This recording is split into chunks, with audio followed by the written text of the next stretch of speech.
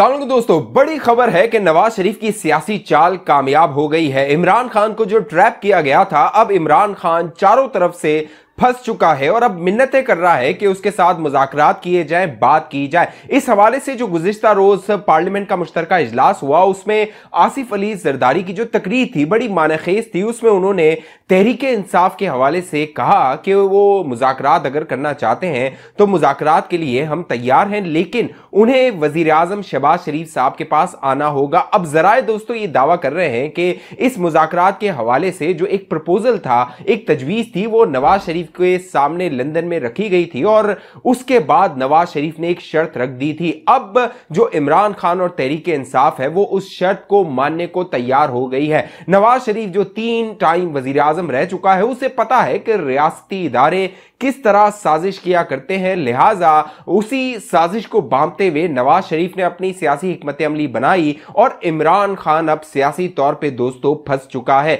मामला यह है कि इमरान खान का मसला यह है कि वो बोलता बहुत है, इंटरव्यूज बहुत देता है, तकरीरें बहुत करता है, लिहाजा जो सियासतदान होता है वो कम गो होता है, कम बात करता है, सोचता ज्यादा है और हिकमत अमली बनाता है। वो फायदा और नुकसान, अपना सियासी फायदा और नुकसान जहन में रखते हुए जो भी बयान होता है वो दिया करता है, लेकिन यह मामला इमरान खान के साथ बहुत कम ही है। वो सियासी हिकमत अमली बाद में बनाता है, पहले बयानात दाग देता है। लिहाजा अब मामला यह हुआ है कि इमरान खान ने जो साजिश करने की कोशिश की थी और उसे यह गुमान था कि शायद उसकी मकबूलियत इतनी ज्यादा है कि रियासती इदारे उसके सामने लेट जाएंगे, ढेर हो जाएंगे और उसकी मिन्नतें करेंगे कि आओ हमारे साथ बात करो। इमरान खान ने पहले कोशिश यह की कि वो फौज और इस्टेब्लिशमेंट पर दबाव डाले, खास तौर पे जनरल आसिम मुनीर को निशाना बनाने के लिए, उन पर दबाव डालने के लिए एक पूरी हिकमत अमली बनाई गई। इस हवाले से एक मुहिम चलाई गई, किरदार कुशी की, इल्जामात की, लेकिन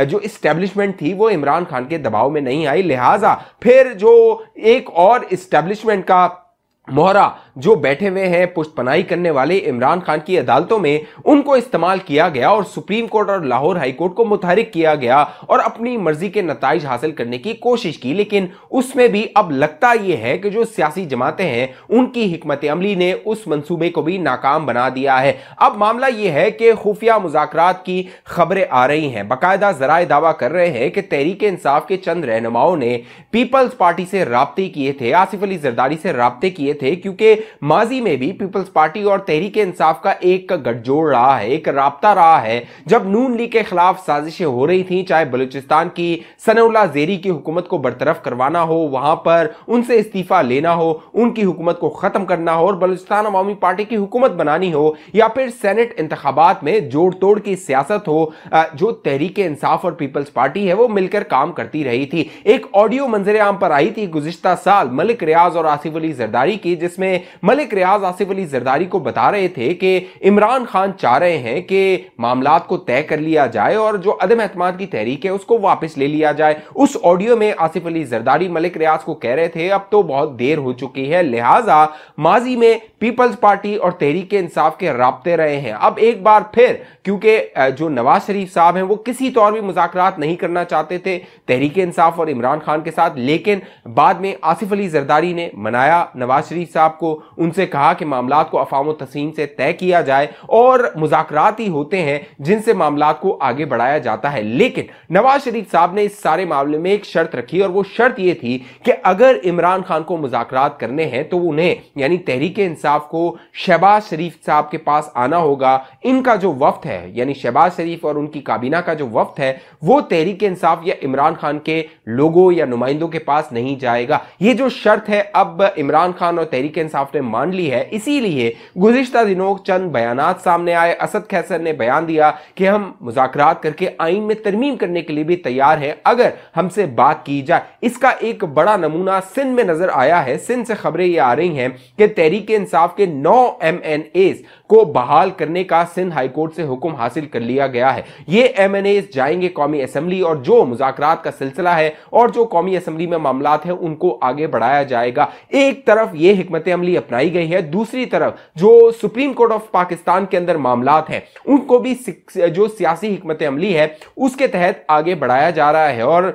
हिकमत अमली ऐसी बनाई गई है कि अगले 10 दिनों में, यानी पहले सुप्रीम कोर्ट ऑफ पाकिस्तान ने 4 अप्रैल को हुक्म जारी किया था कि जो हुकूमत पाकिस्तान है, वजारत खजाना है, वो 21 अरब रुपए इलेक्शन कमीशन ऑफ पाकिस्तान को जारी करे, लेकिन अब तक वो जो 21 अरब रुपए हैं वो इलेक्शन कमीशन ऑफ पाकिस्तान को जारी नहीं किए गए हैं। इसहाक डार साहब ने इस सारे मामले को पार्लियामेंट की मंजूरी से नत्थी कर दिया और अब पार्लियामेंट में जो बिल पेश किया गया, अब उसे कायमा कमेटी जो कमेटी है उसमें भेज दिया गया है और अगले 10 दिन तक यह कमेटी उस पर गौर खौज करेगी, बात करेगी और इसमें पूरी जो सियासी हिकमत अमली है वो ये है कि अगले 10 दिनों में जो पार्लियामेंट ने chief justice of Pakistan justice Umar Ata Bandial के इख्तियारात के हवाले से एक बिल पास किया है, जिसमें अब सो मोटो का इख्तियार चीफ जस्टिस खुद से इस्तेमाल नहीं कर सकेंगे, उन्हें सीनियर 2 और जजों को अपने साथ शामिल करना होगा इस मामले पर सो मोटो नोटिस लिया जाए और किस मामले पर सो मोटो नोटिस ना लिया जाए। और फिर जब बेंच बनेगा तो वो 5 सीनियर जजों का होगा। लिहाजा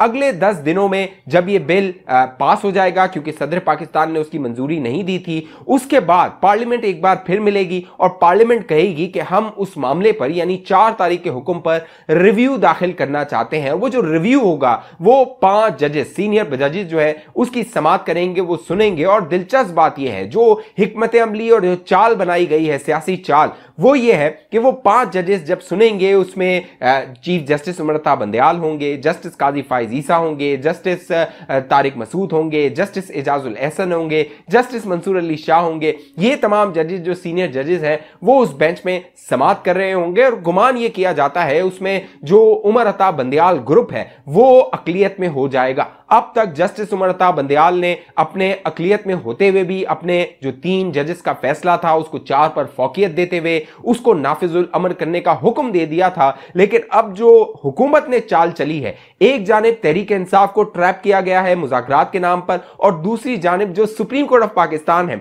उसको न्यूट्रलाइज करने के लिए यह हिकमत अमली अपनाई गई है। अब देखना यह है कि तहरीक इंसाफ इस मामले को किस तरह निपटती है और जो सुप्रीम कोर्ट ऑफ पाकिस्तान में मामला चल रहे हैं वो किस तरह आगे बढ़ते हैं। क्योंकि जब ये मामले की समाअत हो रही थी इंतखाबात के हवाले से पंजाब और खैबर पख्तूनख्वा में, तो चीफ जस्टिस ऑफ पाकिस्तान बार बार इसरार कर रहे थे कि हुकूमत और तहरीक इंसाफ को बैठकर मामला तय करने चाहिए, बातचीत करनी चाहिए। लिहाजा अब जब जस्टिस काजी फाइज ईसा को पार्लियामेंट के अंदर बुलाया गया, वहां पर एक ऑप्टिक्स दिखाए गए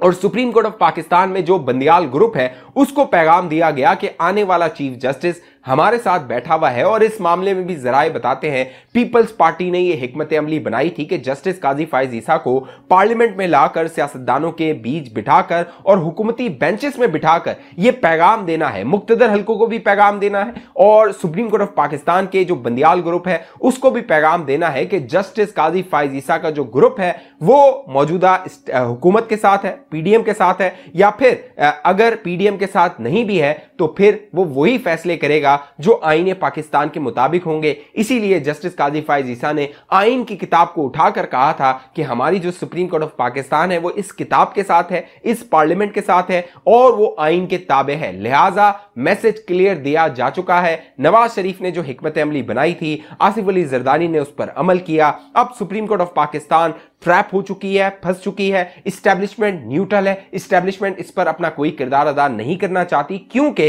इस्टेब्लिशमेंट के जो भी मामलात हो रहे हैं वो इस्टेब्लिशमेंट जो चाहती है यानी जो उसकी मर्जी है उसके मुताबिक हो रहे हैं। लिहाजा वो इस सारे मामले में अपने आप को न्यूट्रल रखी हुई है। न्यूट्रल यानी खामोशी का भी मतलब यह है कि नीम रजामंदी है। लिहाजा इस्टेब्लिशमेंट को इस सारी हिकमत अमली पे, इन तमाम सियासी चालों पे कोई एतराज नहीं है। अब देखना यह है तहरीक इंसाफ और जो हुकूमत है उसके मुज़ाकरात कब शुरू होते हैं, क्योंकि जराए दावा कर रहे हैं एक कमेटी बन जाएगी 15 अप्रैल से पहले या ईद के बाद, जिसकी सरबराही जो हुकूमत की जानिब से वो यूसुफ रजा गिलानी कर रहे होंगे। जो पीटीआई की जानिब से कहा जा रहा है उसमें शाह महमूद कुरैशी, परवेज खटक, परवेज जो असद कैसर और जो परवेज इलाही हैं वो होंगे, असद उमर होंगे और शीरी मजारी साहिबा के बारे में भी दावा किया जा रहा है वो भी इस कमेटी में हो सकते हैं। लेकिन अब देखना है ये मुज़ाकरात कब शुरू होते हैं और इस मुज़ाकरात के बाद तहरीक इंसाफ के हाथ क्या आता है, क्योंकि अब तक इमरान खान की जो भी हिकमत अमली थी, चाहे वो साजिशी बयानिए से शुरू हुई हो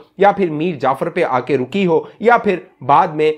जो असेंबली तोड़ के 90 दिन में इंतखाबात की हिकमत अमली हो, तमाम हिकमत अमलियां, तमाम चालें इमरान खान की नाकाम हुई हैं। इस हवाले से आप दोस्तों की क्या राय है? आप सियासी मामलात में अगर दिलचस्पी रखते हैं अब तक ये चैनल आपने सब्सक्राइब नहीं किया, जरूर सब्सक्राइब कीजिए, बेल आइकन का बटन है उसको लाजमी क्लिक कीजिए। और अब किस शहर किस मुल्क से ये वीडियो देख रहे हैं नीचे कमेंट करके बताइए। फेसबुक पे देखने वाले दोस्त हमारे पेज को लाइक कीजिए, फॉलो कीजिए। जितने दोस्त ये वीडियो देख रहे हैं इस वीडियो को जरूर लाइक कर दीजिए। अगली वीडियो तक मुझे इजाजत दीजिए, अपना ख्याल रखिएगा दोस्तों। पाकिस्तान जिंदाबाद।